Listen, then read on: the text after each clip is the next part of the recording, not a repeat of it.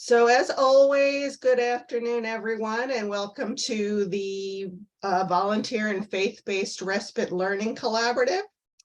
For those of you who don't know me, and I think I know just about everyone who's on the call, I'm Jill Kagan, and I'm just really excited about our topic today. Please feel free to say hello in the chat. With your name, and also let us know what state you're from. And if you would like, please also let us know what you're hoping to get out of today's learning collaborative. I'm going to go ahead and share my screen because I have just a few slides before we get to our wonderful presenters.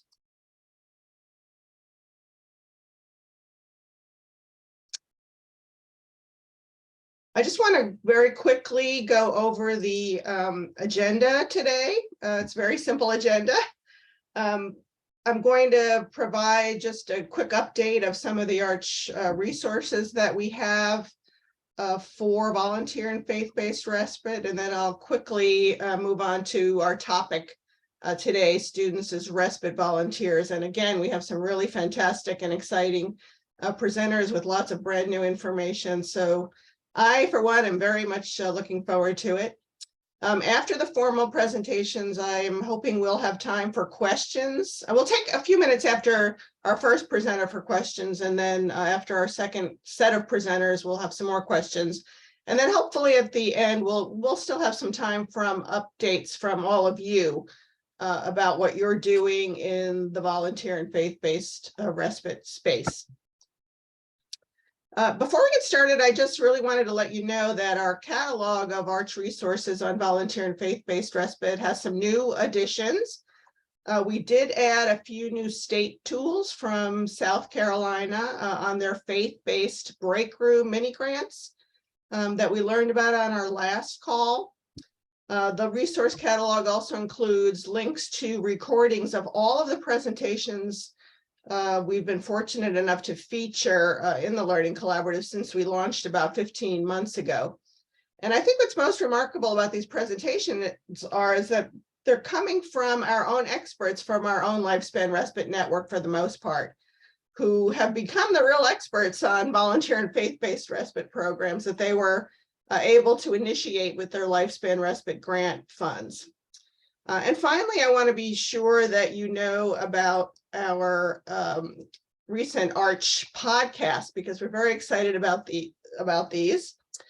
Since we last met, ARCH produced a podcast series with 3 episodes that focus on volunteer respite. The first episode featured Mary Jo Alamina Caruso, who's a longstanding member of the ARCH network and our resident guru on successful volunteer respite services.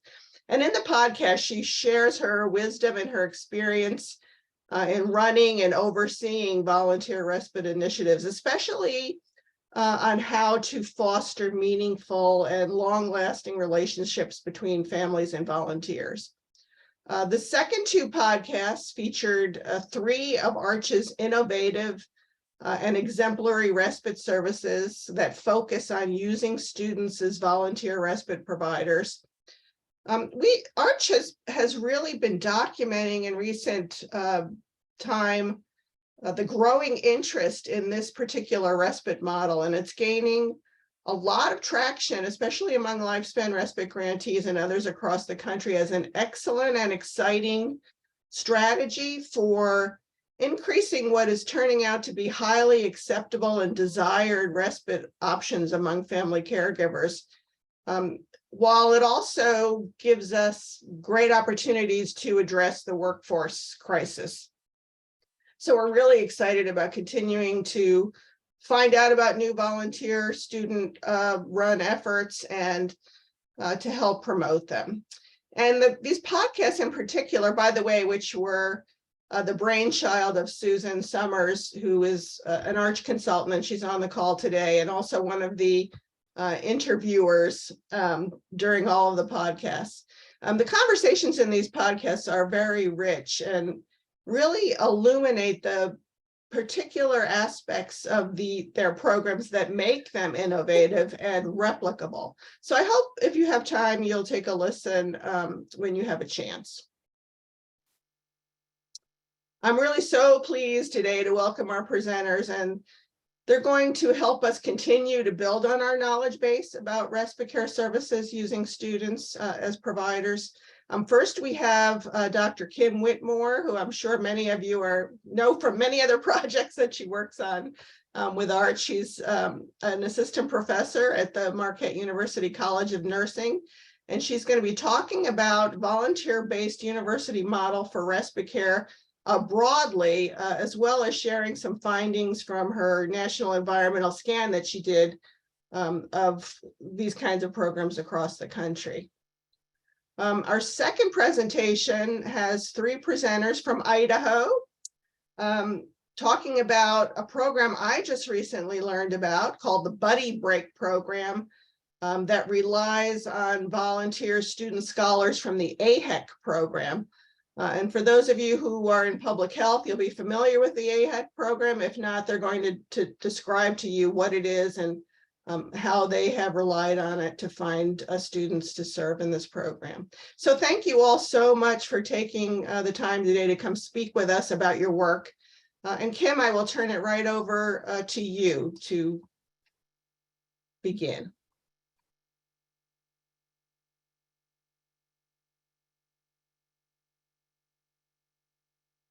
Great. Can you all see my screen and hear me okay? Mm-hmm. Wonderful. Thank you so much for the opportunity to present today, Jill. I'm really excited about this project. And just want to give a little bit of background. So this picture on my title slide here is actually two of my students that I worked with in a summer respite program that I developed at the University of Wisconsin-Madison. And they are with one of the campers at the camp, Jenny. So this is just a great picture that shows, I think, how fun and how relaxed this environment is. This particular respite program was a summer immersion respite program. We had nursing students who spent 3 weeks at a summer respite camp, and they provided nursing care and supports to a variety of populations. So the first week was older adults, the second week was children with special health care needs, and the third week was adults with neuromuscular disorders. And so just one example of many different models of respite programs that are out there. And I was really excited to be a part of developing that program at UW-Madison. So why university-based respite? Jill alluded to this a little bit, and I think many of you can relate that implementing student-based respite programs has many benefits. As a nursing professor, one of the greatest benefits to academia is giving students clinical opportunities. It is often really difficult to find clinical opportunities, especially with individuals with disabilities and special healthcare needs in nursing and other related disciplines. And so this is an exciting opportunity for universities and even high schools to give that clinical hands-on experience to students. For those of you who are in nursing or partner with nursing organization, the new AACN core competencies for nursing education were recently released, and the university-based model aligns really closely with that. So if you're looking for a plug to your dean and administration about why we should develop respite programs, it aligns really nicely with a lot of the outcomes that we're required to achieve with our nursing students. It enhances their knowledge for nursing practice. It helps to provide them an opportunity to engage in person-centered care and also understanding more about disability, which again is an area that we don't get a lot of clinical experiences with for our students, unfortunately. So some other benefits to these programs is it often is very limited funding that is required. Most universities have facilities that work as really nice, accessible locations for providing respite services. When I did a respite program at a different university, we used our field house, cafeteria, and some adjacent classrooms, and we're able to host a lot of children, and I'll share more about that a little bit later. And the university provided that space for free. So it's low cost. You have 100% volunteer support. You can get donations to help cover any meal expenses, but I find that it's really a very low cost to hosting a respite event or program through a university. And then again, the hands-on experience that the students gain is just something that can't be measured. It's such a great experience. I've done evaluations of students who've been involved in respite, and it is such an incredible learning experience that they share how they, really change not only their skills and experience working with, but just their understanding of the disability culture and the demands on caregivers and the importance of respite. For students, again, it's a great way for them to get either volunteer, patient contact, clinical, or service learning hours. Many high schools and universities require service learning and volunteer. So even if the university is not able to make it count for clinical credit or course credit, there's other ways that it can benefit students in that regard.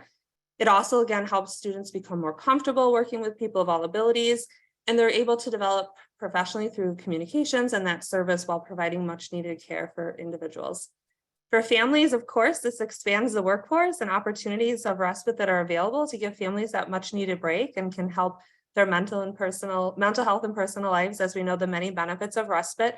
And the respite recipient participates in a really fun and personalized activities.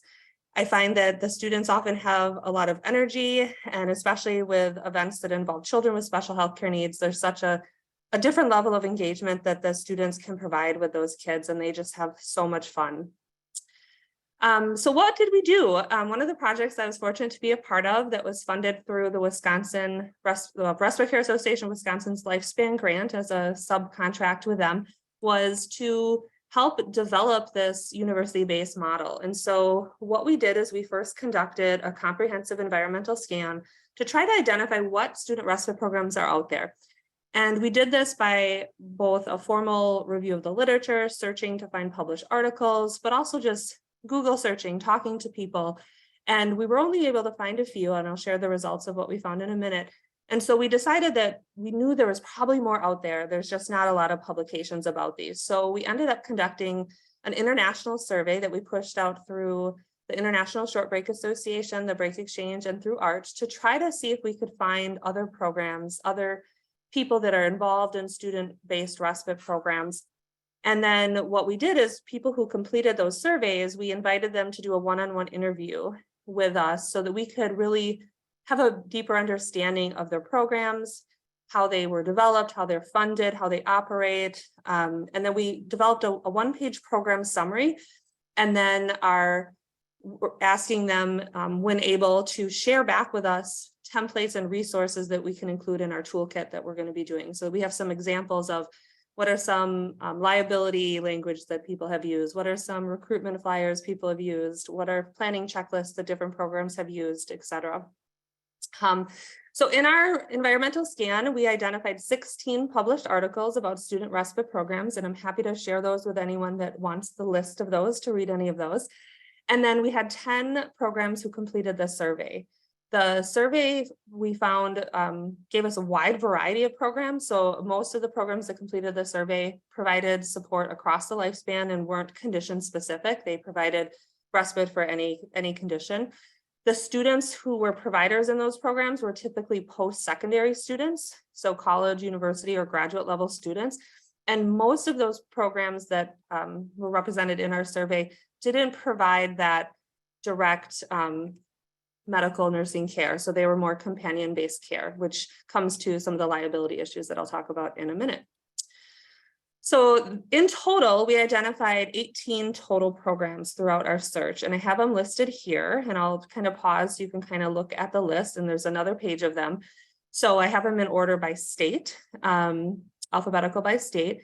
So if you are listening and you are aware of any other programs that are not on these lists, please let me know, pop them in the chat, send me an email, because again, we know there's more programs out there. They're just not necessarily easy to find. They're not publishing articles. There's not newspaper articles about some of these programs. So we want to try to identify as many programs as we can. So here's the second half of that list. So it's really nice to see that there's a good variety of these programs across our country. But again, if you see some in here that are missing, you know of any, I would really appreciate that information, sharing additional information about our respite programs. So why did we collect all this information? Well, we collected it because we really want to develop something that will help encourage universities to engage students in respite. And so to do that, we decided the best way to do that was developing a respite toolkit that we will have available with universities as the primary target for this. So the audience of our toolkit is really universities. However, respite programs and lifespan respite agencies, anyone involved can certainly use this tool as a way to start conversations with universities and programs, and I think will be beneficial in your relationships as well. But we really wanted it to be a call to action to universities to say, hey, you're missing out on incredible learning opportunities for your students, and you could really fill a need that's in your community. And so this win-win opportunity, and we wanted to make it as easy as possible for those universities to be able to do that. So this just shows sort of a broad outline of what we plan to include in our toolkit. We have this drafted and are working on making it prettier. We're planning on making this be an online interactive toolkit with an executive summary that will kind of describe the background and how we developed the toolkit and how to use the toolkit. We want to make it very, again, accessible for academic partners to be able to pick this up, take pieces of it, and use this as a really hands-on resource in developing those partnerships. So we'll start by providing just an introduction, again, background on this project, why university-based respite is such a great opportunity. We're going to share an overview of the existing programs. So all the programs that we found in the environmental scan, we'll be sharing those one-pagers about those programs and links to information about those programs so they can kind of see like what are some models that are out there, how do they work, what type of students do they engage in, and that might be an opportunity for them to reach out and contact an existing program to get some mentorship and support as they develop a similar program.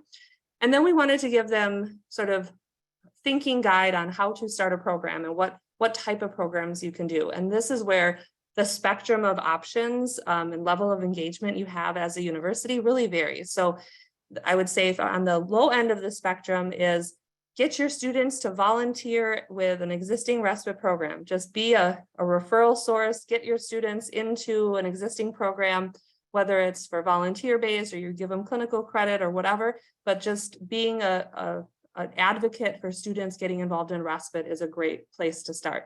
All the way to some universities have created their own respite programs. And the level of partnership can be anywhere in between. So we want to be able to kind of tell them, how could this look? There can be in-home respite, there can be respite events, there can be virtual respite options. And so giving them sort of a pick list and ideas to help stimulate their innovation around what could work in their context, in their university and in their community. And then we have developed a really nice practical planning checklist that walks them through sort of start to finish what you need to think about and do in order to either build a partnership with an existing respite program or create your own respite program from scratch and resources to help with that. We're going to also have a section on funding and, what are some options for funding? What would be the costs you might need to consider? And then a really important piece is liability. A lot of the programs that we talk to, and even in my experience, we run into this a lot with especially nursing schools, because some states require for there to be a supervising nurse in order for it to count for clinical hours in their state. And so there are some template languages and sort of workaround ideas that we're going to be presenting around liability to help people understand, like, what are some considerations you need to think about, what might be some of the barriers, and how could you possibly overcome those in order to continue to offer these students this great opportunity. And then we're going to share tips and ideas and examples of recruitment. How do you get students? How do you get families? How do you get people involved to support the respite program? And then some real practical program management guides, as well as, and I think the most important piece is the evaluation. So again, many of the programs that I talked to in the one-on-one interviews didn't do a whole lot around evaluating their programs. They mostly did, satisfaction surveys with how families liked the programming or how students liked it. And so we'll be presenting options for how to evaluate these programs and evaluate student learning outcomes as well. And so we think that's a really important piece. And we'll be asking people who use this toolkit, when they request access, it'll be freely available, but we want to have people request access to it so we can kind of track who's using it and report back if they end up starting a program, because we really want to follow and expand that list of student respite programs that are out there. So next steps, like I said, we're very close to finalizing the content of the toolkit. We're just kind of prettying it up. And we're going to be engaging the programs that we've already talked to get some feedback on the draft of the toolkit for them, just to make sure everything flows and looks well from their perspective, see if they have anything else they would add or suggest to others that are looking at developing programs. We'll then finalize the toolkit, broadly disseminate it. Again, primary target is those academic settings, but we'll push this out very broadly to other partners who may be able to use this as an opportunity to connect and partner with academic institutions that they may not already have that relationship with. And then we want to encourage that collaborative use of the toolkit again, and then track and evaluate the implementation of those programs. And then we are planning to apply for a grant to help support mini grants. So if we get funded, we would be able to then provide a little bit of funding to encourage and incentivize universities to help develop student-run respite programs. And so really exciting stuff coming up with the next steps. And then I'm very, very excited to share a new initiative that we're going to be starting in collaboration with the Arch National Respite Network, the Respite Care Association of Wisconsin, and the Break Exchange, which I help to lead. And it is the Student Respite Program Collaborative. And so the purpose of this is to connect academic partners and program staff involved in student respite programs so we can share ideas, best practices, and identify those potential collaborative opportunities. It's going to be very informal. We're planning to start this in April, and it will meet the first Monday from noon to 1 Central Time. You can register for the whole series and get those added onto your calendar at the link below. And I can also send out a flyer with to Jill to push out to everybody afterwards as well. But would love anyone who's interested in just kind of sharing ideas, brainstorming, troubleshooting. This will be a really nice safe space to kind of talk and network about student respite programs. So I think I have maybe 2 minutes I could use here, Jill, to just share a video. I wanted to share a video of a respite program that I was involved in at Concordia University. This respite program was an all-day respite event, all-day Saturday event. Again, we did this in the university field house and surrounding areas. And we were able to, because of the incredible connections we developed with different academic programs across the university, have this really amazing interdisciplinary service learning opportunity for students. And we had on average 200 to 300 students who volunteered every semester for this program, which allowed us to host about 100 kids with special needs and their siblings for an all-day Saturday respite event.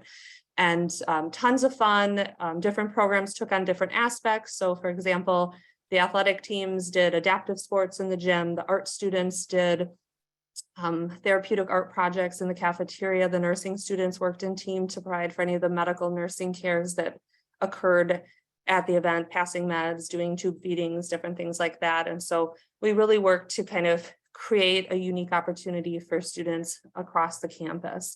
So I'm hoping this works. If you don't hear sound, somebody cut me off and I'll try to fix that, but I'll just play this video clip real quick and then be happy to answer any questions. Are you hearing it? No, No sound? no sound. Okay, hold on. I'm going to stop my share and reshare and make sure I share sound. And let's try that again. Now you hearing it? Yes. Okay, good.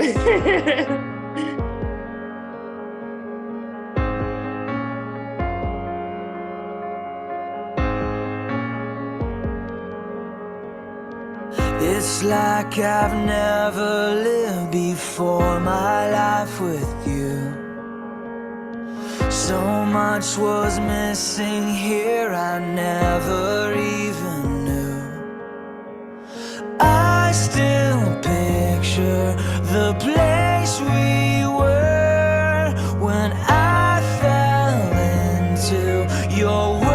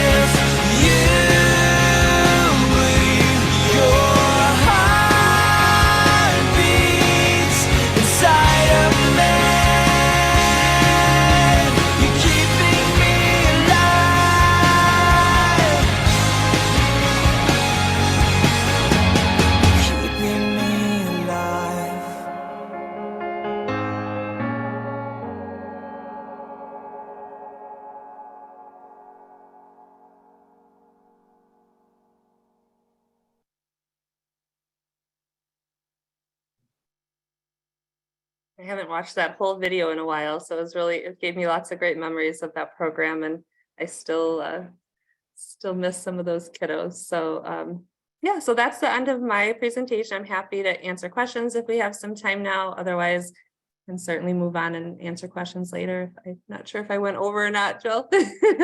No, it was perfect. Thank you so much, Kim. As always, so full of wonderful new information as well as inspiration. And we're really so proud to be collaborating with you on this and other work that you're doing also.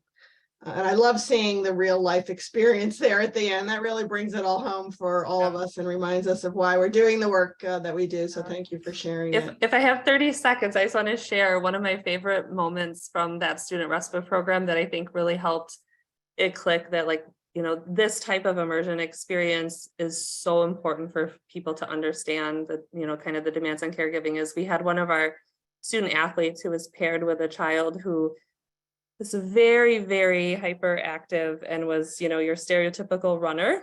And so for the entire day, this child had this kid running around the gym, and he came up to me at lunchtime and is like, "Can I have a break? I'm so tired chasing this kid around."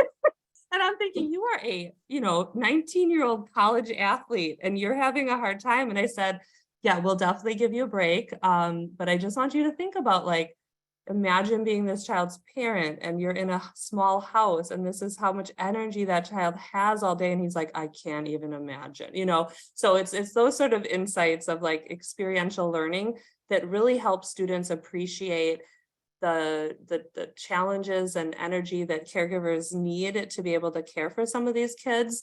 And no matter where they end up practicing in their professional world, they're going to encounter families that have children with special needs or people who are caregivers. And so it's such a good experience for them to just have that empathy and to really kind of get it. And so that's one of the moments that stands out the most to me from that, is like, this college, you know, athlete is like burnt out after 3 hours with this kid asking for respite at the respite event. And so it's just too funny. Great. I see Ashley has a hand up.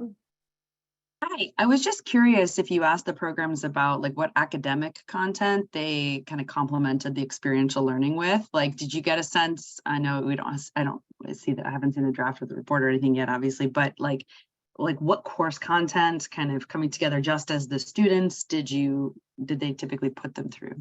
Yeah, we asked about how students were oriented or what information they were given to prepare them for their experience. So we definitely have that information included. And then also, like, we asked, like, what information did you gather from families, and did you share that ahead of time with students? So those are really important things. Like, we found for our program, we were able to give students the name of the kids they were matched with early, so they could look up their conditions, kind of on paper get a sense of, like, what to expect, but that doesn't always match up with what they see in real life. But we tried to prepare them as much as possible and talk, you know, broadly, like they read research articles, they had sort of a more formal orientation.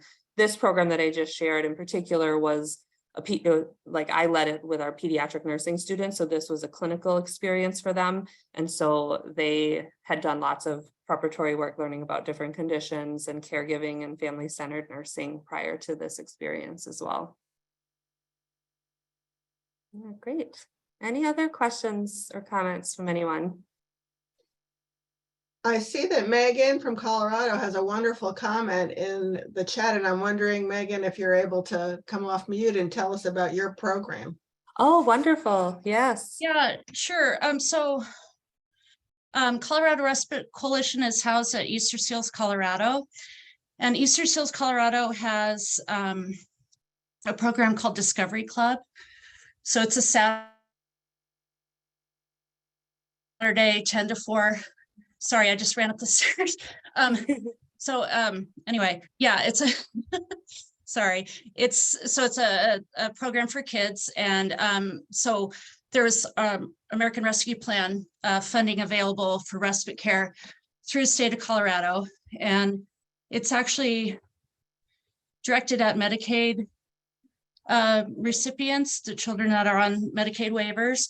for the most part. So Discovery Club is just the same kind of thing. They go and they have activities, they have arts and crafts, they get away from their parents, the parents, get a break. And so we thought it would be a good idea to expand it to rural parts of Colorado or underserved parts of Colorado. So we're starting in the southern part of the state. There are two nursing schools there.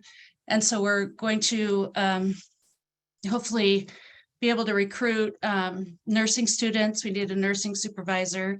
And I just hired somebody today to help me run it. So it's kind of really early stages, but really excited about it. So yeah, we're just very excited. So this is like a perfect timing for this. Yeah, So that's I'll great. definitely be able to report back later. Yeah, that's great. I'd love to connect and just kind of, if there's anything you can do to help with supporting your thought process on the planning, before we launch the toolkit too, it's great to hear. So Yeah, wonderful. Absolutely. Thank you. And then I just posted in the chat a link to an article that I published that actually was a focus group study of parents who attended that student respite program. So if you're interested in reading more about the parents' experience from that, you can take a look at that as well. Thank you so much. I definitely will. Absolutely. And I'll also post the link to that video. So if anyone wants to watch that video or share that video in better resolution, I'll post the YouTube video so you can see that as well. Is your contact information available? I will put that in the chat right now as well too. So definitely feel free to reach out. And again, if you know of other programs, there's programs that are getting started. I know I have 2 doctoral students that I'm communicating with who are looking at starting respite programs. And so even people who are like in an early thought process of like, gosh, I would be interested in doing this. I'd love to be connected and talk to them and get them involved in the collaborative. Great. Thank you so much, Kim. Yeah, thank you. And good luck with your program. That's so exciting. Yeah, thank you. So excited. Susan, I see a hand up. Yeah, I just was wanting to add to the conversation. I had an experience when I was doing my graduate work and I was directing a respite crisis nursery program. And it was a community-based program. And many of the families were court-ordered to attend. So families were in really difficult life circumstances. There was family violence, there was neighborhood violence, there was poverty, there were myriad mental health problems. And then a number of the kids had developmental delays. And so my staff was very good at early childhood, providing early childhood experiences. They had really bad attitudes towards some of the parents. And so I used graduate students from University of Oregon, and they came in. I kind of used them as Confederates to kind of model good behavior, to help get the developmental assessments going, but also just to make the program more person family centered. So those of you who have programs but need, maybe it's technology skills since COVID, maybe it's like mental health, maybe it's specialized skill, that's a real advantage. And it's free as long as you make the arrangements and provide some supervision and feedback. Yeah, and like I said, the opportunities for how students could be involved in this, regardless of what their discipline is, are endless. The video I actually showed was done by a marketing student at Concordia as a part of a project that they did. So, I mean, you just talk to them and say, hey, we're doing this. Think of a way that you can help. What would be a good experience for your students? What do they need to learn? We had students who were in a nonprofit management program, and they helped run fundraisers for us and solicit donations for the event. So you can kind of carve out different pieces for, multiple learning opportunities, not just the providing of direct care. Yeah. Well, thank you so much, Kim. Do you see any other questions in the? I think I think we're good. Yeah, we can move on. Thanks so much, and happy to stick around afterwards if there's more questions. And please let me know if you know of other programs. So thank you. Thank you, Kim, again. I want to introduce our next set of speakers now. They're going to be talking about a program in which they're using AHEC. scholars. It's called the Break Program, and our speakers today are Katrina Hoff, who's director of the Southwest Idaho AHEC program, Sheila Weaver, who's with the Family Caregiver Navigator with the Idaho Caregiver Alliance, and Sarah Taves, who's the director of the Center for the Study of Aging at Boise State University. So I will turn it over to you all. Great, thank you so much. Sarah, I don't know that I see Katrina yet. Are you here, Katrina? I have not seen Katrina yet on the, I was just looking for her myself. So, but we can, if nothing else, we're used to winging it. Yeah, in lots of different settings. So, Katrina, are you on? And I checked my email to see if she had sent me a message, and I didn't see anything there. So No, I don't see any messages from her okay. either, and I did send her the link earlier today. All right, thank you. Sheila, do you have the share screen for the slides? Absolutely. Let me get it going right now. Perfect. Perfect. Well, I will plan to kick us off and share a bit about the AHEC program here in Idaho. But first of all, Dr. Whitmore, what you are putting together for the toolkit is spot on. As you went through kind of the table of contents of what you were including in the kit, it is exactly the type of information that we wish we would have had as we were developing this program. So the work you are doing is tremendous, and thank you so much for that effort. Absolutely. So welcome. Yeah. It was great to see the Idaho program listed in your list too. So you found us. Yeah. So as Jill mentioned, we are here to share with you our experiences in the Buddy Break program, which is a virtual caregiver respite program. We are in partnership with the Southwest Idaho AHEC and the Family Caregiver Navigator program. And I'll let you go to the next slide, Sheila. So what the heck is AHEC? And perfect, yeah. So AHEC is nationally available to all of us to use, and its specific interest is building capacity within rural and underserved areas, capacity in the realm of healthcare providers. So I think a perfect fit for what many of us struggle to do in terms of reaching those underserved populations is the AHEC program, because that is also their focus.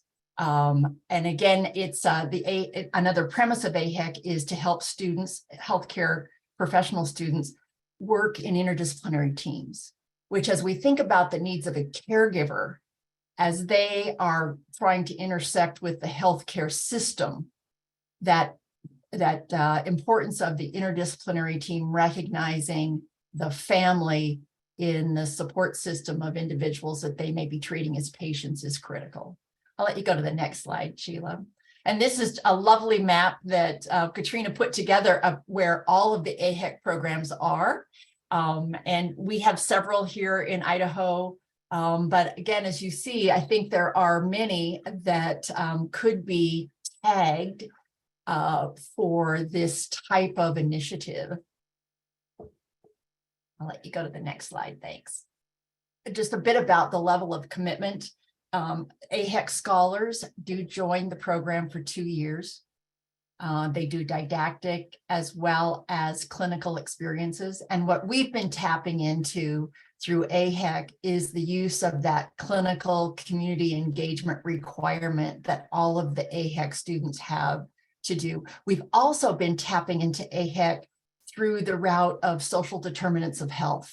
That is another core objective of kind of the AHEC learning, is helping these multidisciplinary students recognize all of the context around health and wellness that a family, a caregiver, the care recipient is experiencing as well. And so that piece of the visioning caregiving as a social determinant of health has been a nice additional layer to really bring it home to the AHEC student and how that might look in reality. What we've been using for funding our Buddy Break program is some of our Lifespan Respite dollars. We've set aside an incentive to students that for their clinical time, to provide them with a scholarship of $800 to $1,000 of additional support that they get for their time that they spent with a caregiver or a care recipient. Let you go to the next slide.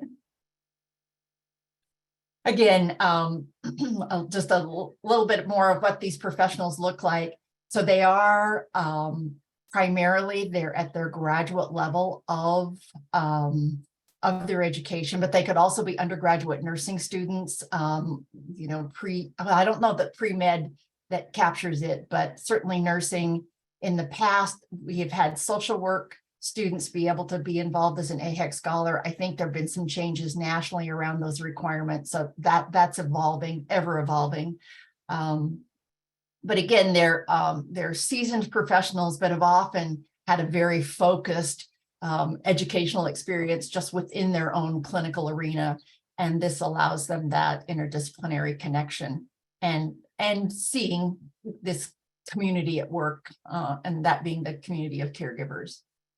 Great, thank you, And Sarah. Sheila, I think I'll turn it to you for the next Yeah. couple slides. Great. So then we're talking about really that our Family Caregiver Navigator program. So who are we? Well, so what we really are a free low barrier service. And so when I talk about low barrier, I really mean low barrier. Anybody that really identifies as a caregiver can participate that's over the age of 18. So again, just that any kind of disability, mental health condition, can participate. We really serve caregivers across that lifespan. So we're meeting those parents that have like some of those kiddos you were talking about a little while ago, Kim.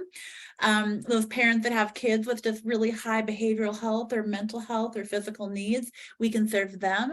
We work with those spouses that are caring for each other, as well as those more traditional older adults that you might think of when you think of caregiving. Everything we do is by phone or over Zoom, so people don't have to wait for any kind of home visit. They don't have to sit on a waiting list for a while. Really try to kind of meet people where they're at. Everything we do is evidence-based. We really are very proud of that, to have that evidence-based intervention that we utilize.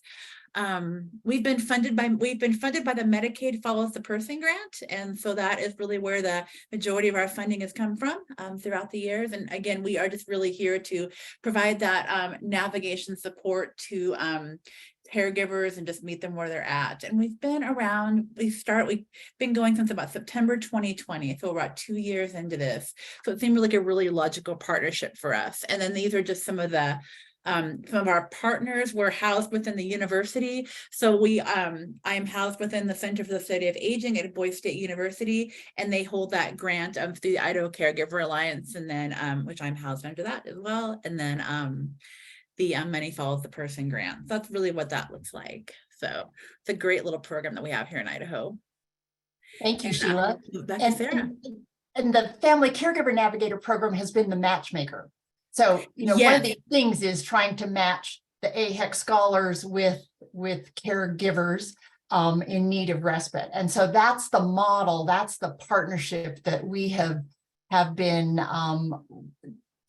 exploring and using in this program. Our buddy break is based on what was offered through Temple.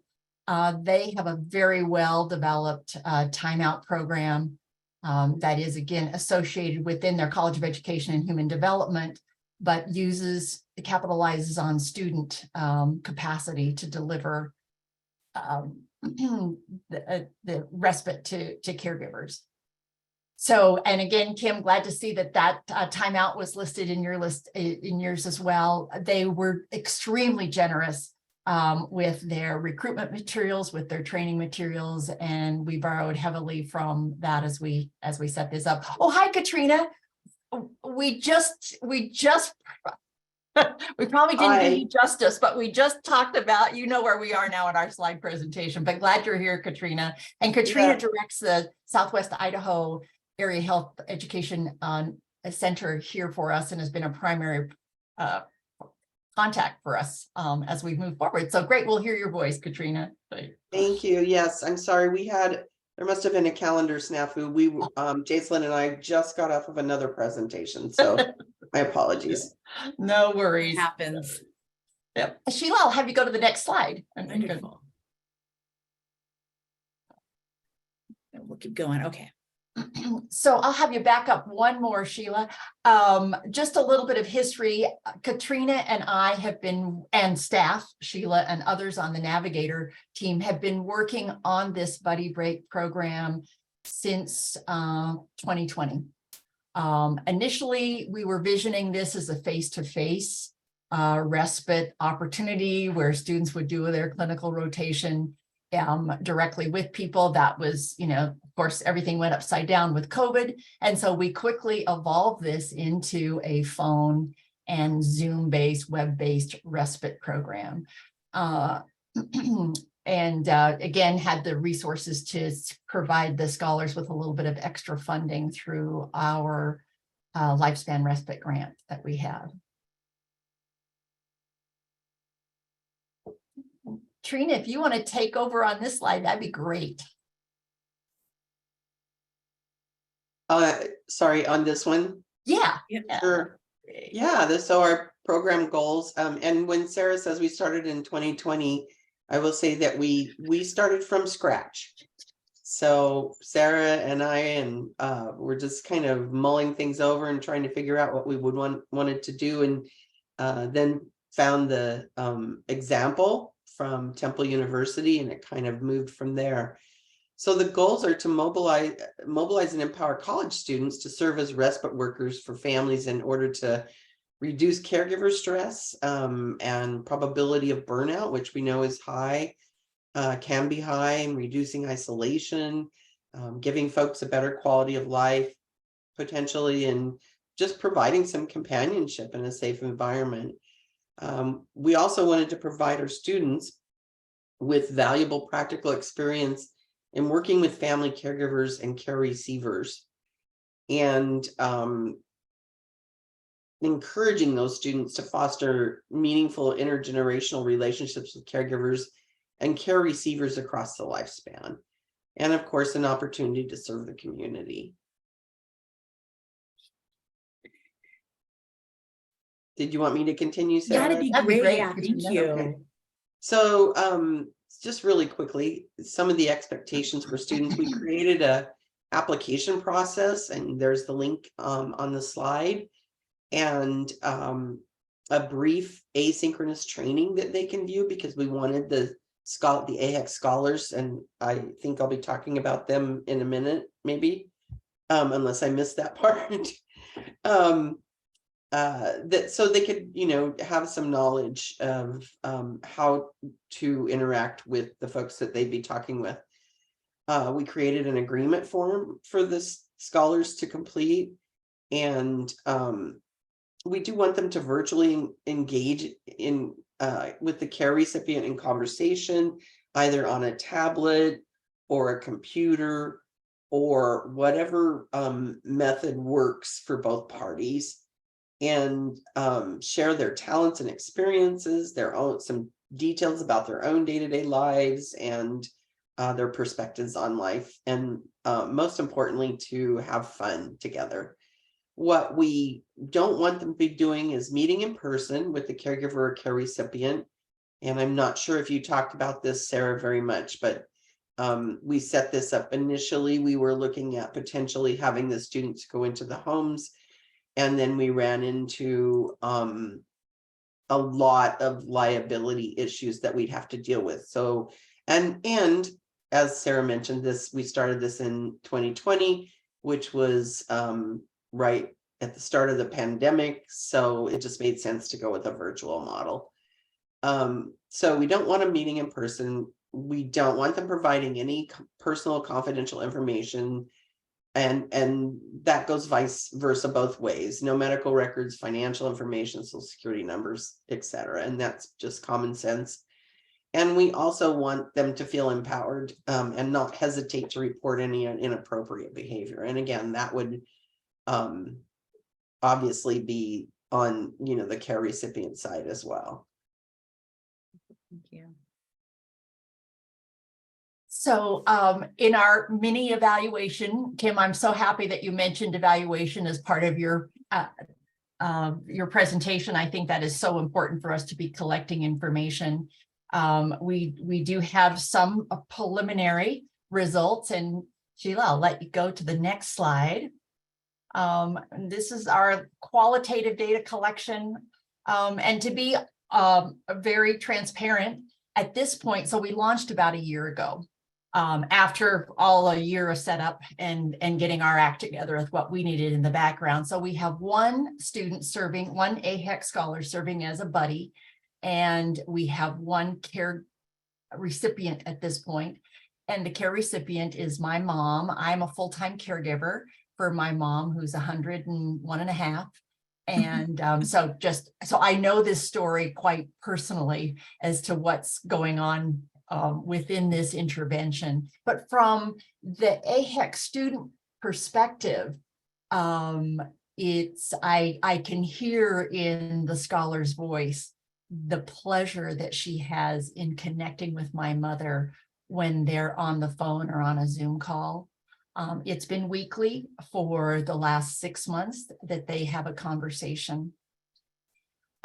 And the learning that, or just deeper understanding of what an older adult, their perspective, their background has been, I think, quite rich for the scholar. From my perspective as a caregiver, I had underestimated the value of hearing my mother laugh in the next room, because I'm not with them. They're off in another part of the house. I'm in one of her guest bedrooms, working. But to hear my mother laughing with her scholar is such a joy. And I know that she's entertained, she's engaged, and having a good afternoon. And my mom, if something comes up in the schedule and they can't meet, my mom will wonder, now where's my buddy? So she's getting it. She gets the relationship and the connection. So the richness of this is honestly a win-win. I think a win for the scholar, a win for my mom, and a win for myself as well. So I think while we are just at our implementation stage, I can absolutely confirm the value of this virtual. If barriers for face-to-face are too insurmountable, I encourage you to pursue this virtual. Even when they're on the phone, they're having a great time. It doesn't have to be on Zoom or anything complex and challenging. So I think I would use this as inspiration for all of you dreaming about this, but also kind of, hesitant because of the multiple barriers that can exist to in-home contact in an academic setting scenario. Thank you. And then just why aren't we housed at university? At the university, Sarah, I don't know if you want to take that. Well, you'd think I'm at the university. I'm at Boise State University. I'm housed within our College of Health Sciences. Why the heck aren't we at the university? For us, for one, Katrina and I have a long established relationship. And I think in all things, particularly with pilot programs, trust is key. And we trust each other. We know we've got the best interest of our populations at heart. So for me, it was an easy reach, and actually an easier reach to go outside the university for this than to work within the very complex, complicated, layered system within colleges. To work with our Department of Nursing. There were significant barriers with the clinical supervision that Kim had mentioned. And so again, I think this is just another model of how we can still deliver these programs, but maybe avoid or create some workarounds for some of those challenges. It also allows us to do a statewide focus, which is key. We've got AHEC in 3 regions of the state. And so we have the capacity to do statewide, where if you're connected with one university, oftentimes that would limit your geographic coverage in that situation. Definitely. I'll let you go to the next, or if there's other lessons learned that she lots of lessons learned. And so I think this has been just through that marketing promotion piece, and I'm just going to move right on to the next slide, because I think it really has become, I think one of the challenges is it really is kind of that matchmaking process, and you do have to sell it a little bit. And so you start to hear from people, caregivers who are somebody overburdened, and it's like, gosh, then I have to go like figure out my Zoom. I don't really know if I can leave my mom alone or I can't leave. I really want to leave the house. Can she just sit here? And so we've had some of those challenges around that, just really trying to kind of think about just people having that level of comfort with technology, maybe leaving their person they're caring for with that technology, and just really what that looks like. And so I think that's been that kind of barrier too. And then just that matchmaking process. People haven't always been a good fit, hasn't quite worked out for one reason or another. And then just kind of your standard kind of personnel changes, things like that have kind of created those challenges as well. But these are kind of what some of our marketing materials have looked like, and just kind of getting things out there. Then we continue to really try to pilot this through the Family Caregiver Navigator program, because we have that direct connection to caregivers. And so that's really what I think about. Katrina, what are you thinking that some of the kind of marketing challenges, promotional stuff might be?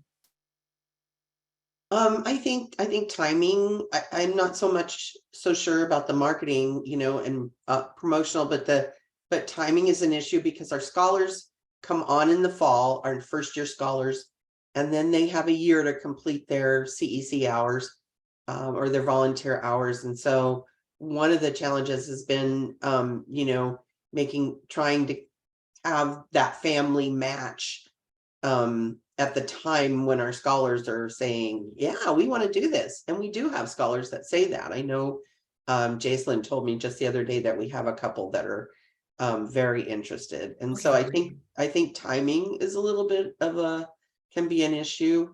I also wonder if, and I've mentioned this with Sarah, if we might experiment with allowing families to just apply through a link versus always having to be referred. And then we can, that may be an additional way to get them hooked up with care navigators and a scholar if they aren't already in that system. Definitely. Yeah. And I like I said, I think there is a lot of room here to kind of expand and drive this out. So yeah, no, I think it's been a good experience, though, kind of trying to get our hands around this and see what it could look like. So yeah. Any other questions? And then some of our kind of references, resources, just on that timeout program, AHEC, and what our Family Caregiver Navigator project looks like. And then here's our contact information. Any kind of questions, thoughts, things that are kind of coming up for folks? I'll turn this off so I can see everybody. As someone is asking about AHEC, and I think, and Sarah, I apologize for if landing that on you. Yeah, it's in the slide. It is. Yeah, I was going to say it's in the slide. You might want to go back to that slide that has the state number 3. It has all of the AHEC programs. So it is. I will do that. Yeah, depending on, let's see, that message was from. Okay. Yeah. Hop back there really quick. Yeah, there isn't, I'll just say there isn't an AHEC in every state, but there's an AHEC in most states. So right now, for instance, in the Pacific Northwest, there's well, you can see there's the map. Thank you. So, and I was going to mention that Idaho, so the stars are where the program offices are. Idaho now has its own program office, which is located in Pocatello. So when the National AHEC organization gets around to updating their map, there will be a star there. But right now, these are where the 3 centers are. North Idaho. Oh, that's not right. It's in Moscow, up north with the University of Idaho. And then Southeast Idaho, and then Southwest Idaho is in Boise. And I think that you can see there's a lot of density over in the eastern states, and just like everything else in the West, we're a lot more spread out. But with our rural focus, we have a lot of work to do. I mean, rural means different things in different, in Rhode Island than it does in Idaho, for instance. So sure. But anyway, yeah. So there are AHECs pretty much all over the United States. Yeah, thanks for that question, Nancy. No, and Kim, thank you for saying that about, I remember one parent telling me she needed respite, but didn't have the energy to make the call to sign up. She said, you need help to get help. And so I just think that is just such a statement to make, because to really talk about how we can reduce those barriers and not create another barrier to people getting those services they deserve, or those connections they deserve to have, and really thrive when they do have them.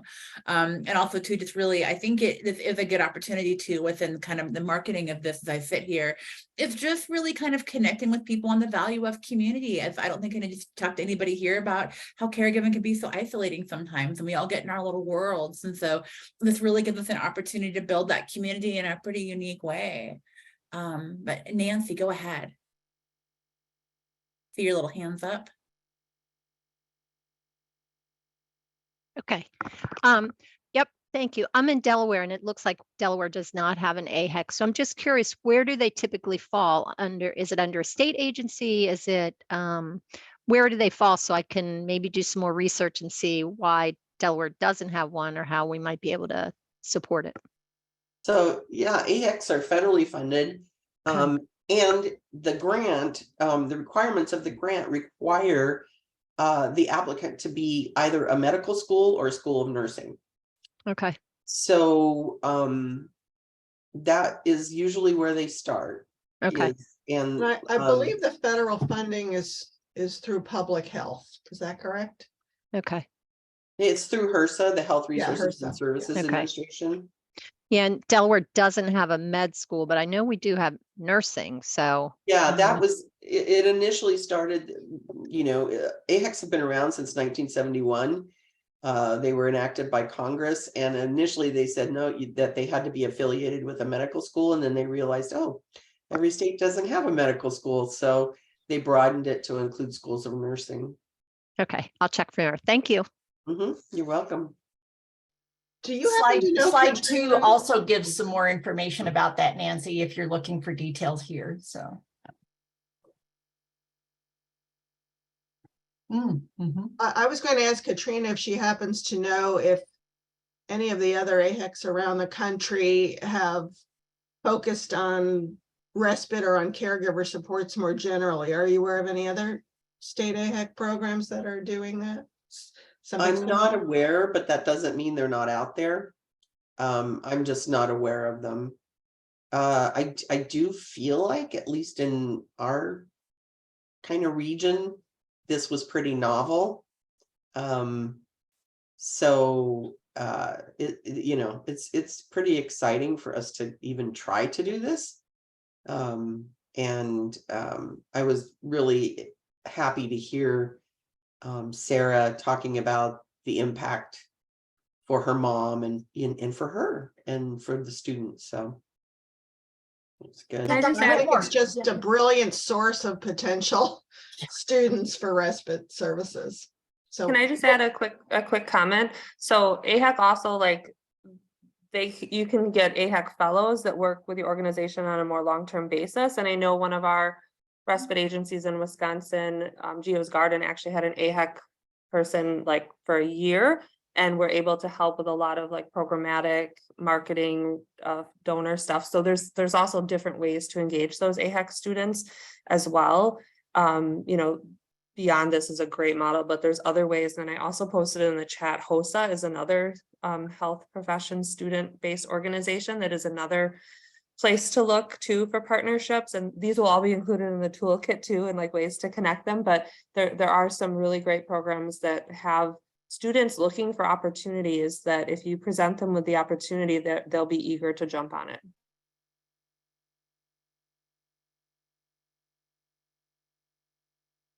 Absolutely. I would just add, all AHECs have the same requirements. We have to do scholar programs, we have to do some pipeline work, but AHECs look very different across the board. So, And I just want to make sure I'm not missing anything in the chat. I don't think so. Anything else? anyone else like to come off mute and make a comment or have a question? Sheila, would you mind stop sharing so we can Oh, sure. do it in the group? Thank you. Yes, I will. Sorry. Here we go. Okay. Should be off. Thank you. Mhm. And thank you all. That was a really fantastic presentation. Just a whole new way to think about recruiting students out of our traditional ways of thinking about doing it. So thank you so much for sharing that. And we're really going to be following your program closely and see how it moves forward, and maybe have you all come back and share about the progress that you've made. Have you thought about, as we come out of the pandemic, allowing these students to be in-person respite providers? Yeah, I think it's worth the conversation. I don't know that it's come to the front yet. I think, yeah, I mean, I think anything's a possibility to kind of You know, discuss. Sheila, excuse me, Jill, I think that is an interesting opportunity, but Yeah. what we found, I mean, if we're interested in statewide and we're interested in rural, that's hard. Yeah. That's really hard. Plus, we began thinking about the liability of, we need to do in-home assessments. You know, what do the gun situation look like in these homes? You know, what's the safety issues? What are just a whole nother Yeah. level of complication within home. And so, you know, I think to balance that is really important. I think the group respite is certainly a different thing. You know, having kids come together provides a different level of a setting, but having volunteers go into a home it adds another level of complication. And I've just been stunned with how valuable the phone conversation has been for my mother, or the Zoom conversation has been. So I'm kind of a believer, you know, I grew up with face-to-face interaction, but I'm kind of a believer. I'm becoming a believer in this virtual reality setting for outreach and engagement with those that are underserved. So Those rural communities, yeah. And Kim, thank you for saying that, kind of bringing that point too about the community-based intervention is another option as well. Yeah. So definitely, but no, yeah, I think it really does have value because we can meet people in these rural communities, and I mean, we have towns in Idaho that have 300 people in them, and it's so, you know, and so and don't have a nearby hub at all. So the more that we can really reach out to those rural communities that just have such a lack of access, I think this really fits it well. I have a quick question. I'm wondering what type of activities they engage in, because I know with the pandemic, we have learned how to do a lot of social connection virtually. And so I'm just curious if you could share some examples, like, are they playing virtual games? Are they, are they just mostly talking to each other? Like, are there other activities that you found to be really well received that they're engaging with? Yeah, and I'd love to hear from Sarah on this. I know when we were initially talking about it, we were kind of thinking about doing like little memory games, activities like that, and just kind of starting there. But I think that I think what's happened in Sarah's case, and Sarah, I'll let you speak to this, is just I think that Hillary, that Buddy, has gotten to learn a lot about Sarah's mom, just gardening and all kinds of stuff. But Sarah, I'll come back to you on that. yeah, Kim, as Sheila said, we had thought about lots of different things, but I must say, just the conversation has been rich. They talk about the books they read. They found out they lived in the same community for a period of time. And my mom is in rural. So we're actually caregiving from a very small town in southeastern Idaho where, so again, that ability to connect is important, but we haven't done anything more than just visiting. Now my mom is 100, so it's pretty, so maybe with a younger caregiver, and I think it really can be person-centered. And I think that is the other key piece is, together the student and the care recipient might identify some activities that would be fun. And I think that would be a great to add to the list, is to find if they would enjoy a game or a puzzle, doing it together. But keeping it simple has been really nice for us. It has too. And I think we've thought about this too, as we've tried to kind of market this to caregivers and kind of talk to them about it. They've often responded, well, can someone just call me and check in? So not even for that care receiver. But I think that's been a thought too, is maybe looking at expanding it out to those caregivers. And so they're not getting that like counseling support, but they're just kind of getting that like somebody that cares, kind of checking in with them on a regular basis. We think it'd be really meaningful.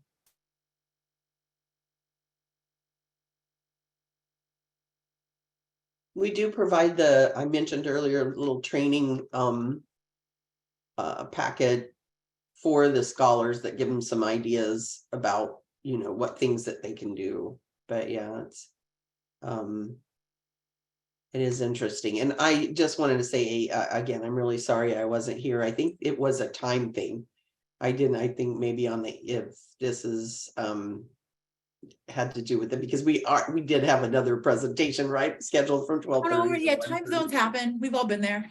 Yeah, but also just wanting to say about the scholars, I think you know, we also when we first started this, talked a lot about students, just the general student body, and we ended up thinking more about the scholars because these students are in the last 2 years of their program.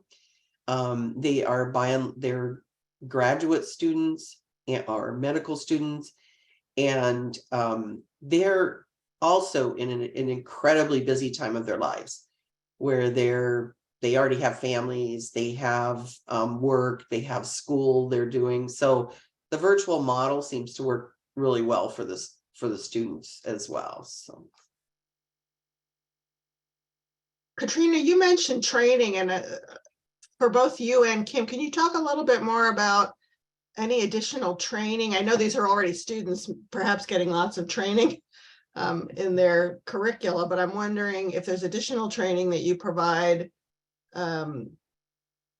to facilitate their role as a respite provider or a conversing on a phone call or Zoom call. sure. So yeah, we worked on together with Sarah and her team on developing and it was obviously more from the care navigators, because as AHEC people, we don't have that expertise or knowledge. So if you'd like, I can share my screen really quickly and we can look at the training document. That would be great. If we have time. Yes, I'd like to see that personally. I think that would be of great use to the network. Okay. Okay, so you can see it says buddy break now. Yes.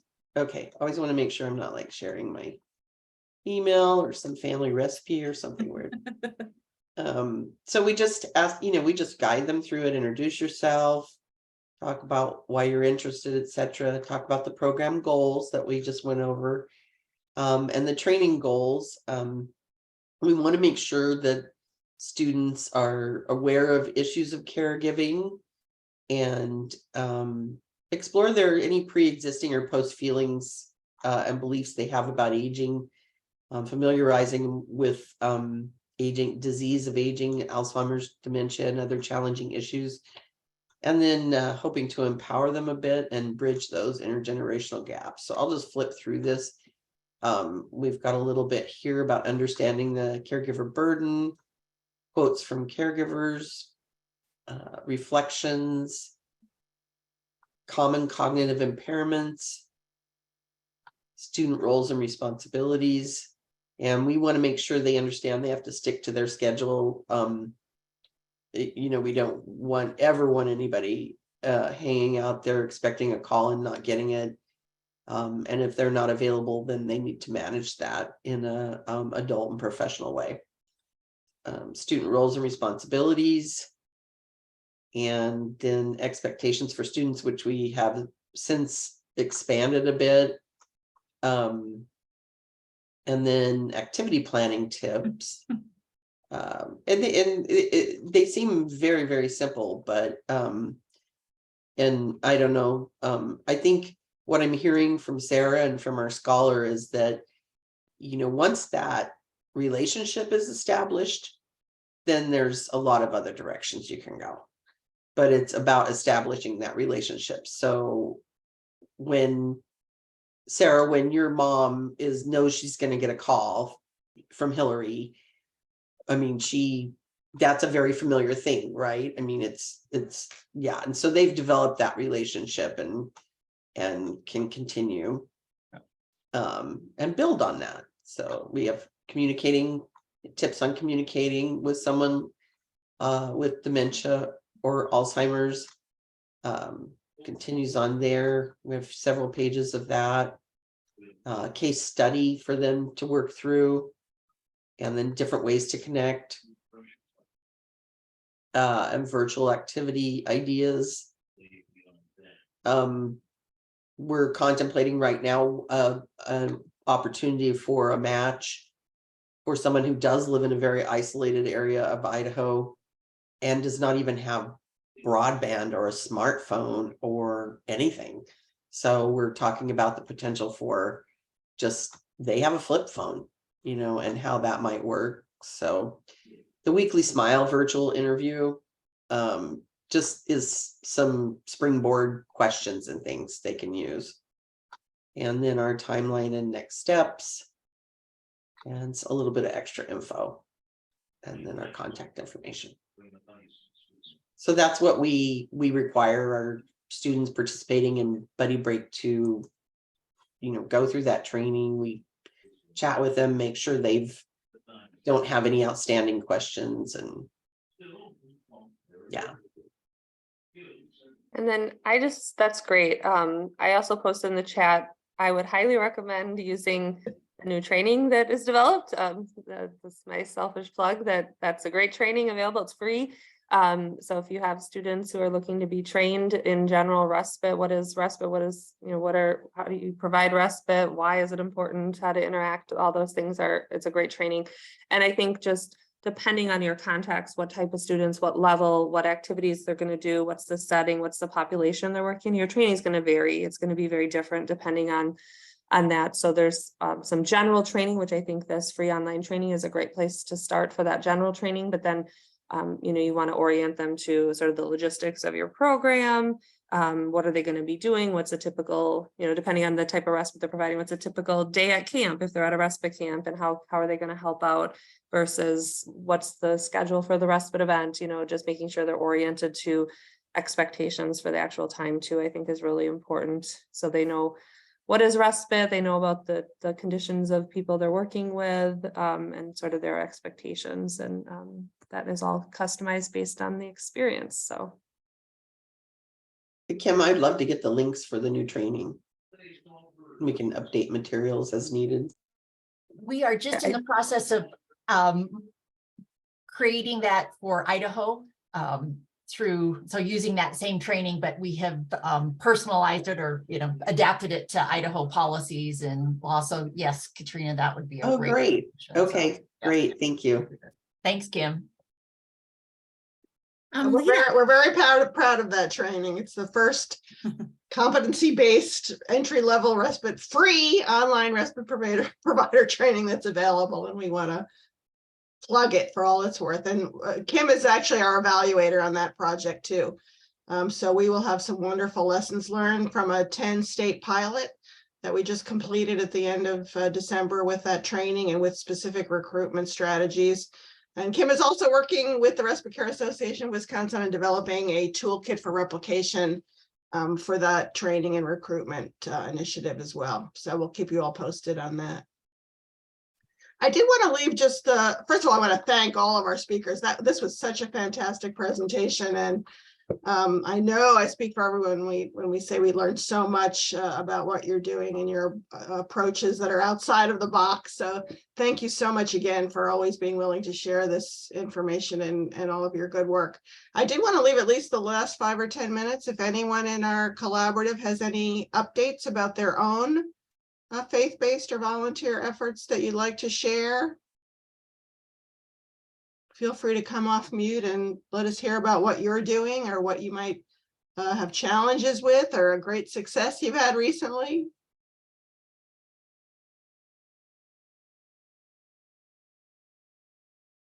Anyone have anything? Hi, it's Doris in New York. How are you, Jill? Hi, Doris. We just, we're partnering with St. John Fisher University. I had texted Kim to let her know and introduce her to our folks, but it's to develop a drop-in respite in an underserved community in the city of Rochester using St. John Fisher students, and to develop a toolkit. Who knew? But that's what we're going to do anyway. But now we have Kim as a resource, so that's really exciting. And so we're launching that March 15th. So it's very, very exciting. And under our new AmeriCorps grant, we are going to be recruiting faith communities using Senior Corps volunteers, and we have our first presentation to a faith community up in a very rural section of the state next week. So hopefully that'll all work out too. And we're using the online respite training, Kim, for every single AmeriCorps volunteer. Thank you, Doris. I was hoping you'd Thanks. come on and give us an update because Okay, New York is doing so many amazing things in this space. So juggling balls. sharing that. Anyone else?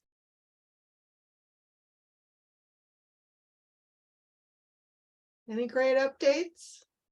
I do want to let you know that the Care Breaks program in Rhode Island, which is now in, they've used their Lifespan grant funds for this too, are now in 6 nursing schools in the state of Rhode Island, and they serve all ages. And they also have developed a toolkit for implementing that model of a program that's available on the Arch website. So there are lots of other tools out there, and we're eagerly awaiting what Kim puts out as well, since it's based on national models across the country. So we have lots of new wonderful resources coming out, so many new models to share with you, and we'll be doing that through the Learning Collaborative. So I hope you'll all stay engaged with us and stay involved, and please keep us posted of what you're doing. And if you'd like to present about your own volunteer faith-based initiative, whether it's student run or not, we'd love to feature it here in the Learning Collaborative and make sure that we